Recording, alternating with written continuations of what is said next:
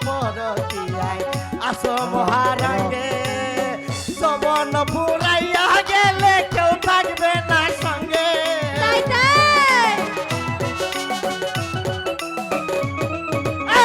যৌবন ফুরাইয়া গেলে কেউ থাকবে না সঙ্গে তোমার নাঙ্গে ও তোমার নাঙ্গে গো আদা পথে নিয়া তোমার ভাঙ্গে কবি গো তুমি কইলে তো আমি মহান আচ্ছা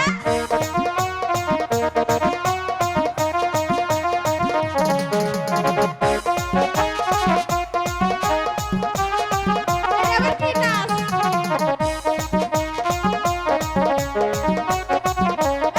এই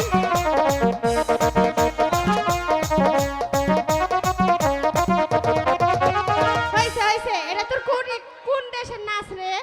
এটা উগান্ডা থেকে শিখে এসেছি কোন দেশ উগান্ডা উগান্ডা হ্যাঁ বাপের জন্মই নাম শুনি নাই একই এখানে ক।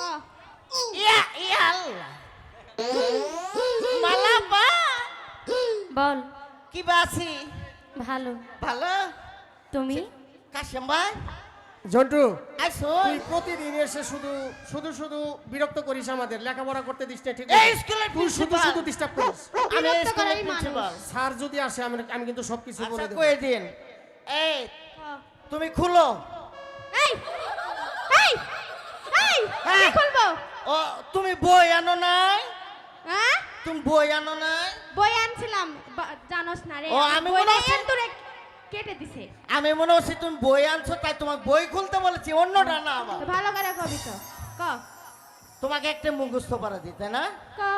দুই সাইড দিয়ে বাল দুই সাইড দেওয়াল তার ভিতরে নাল তার ভিতরে লাল স্বামী আছে যতদিন স্বামী আছে যতদিন দিতে হবে ততদিন দিতে হবে আচ্ছা ভাই হ্যালো ভাই এই যে যে পড়াটা দিলাম এটা শুনতে খারাপ শোনা যাবো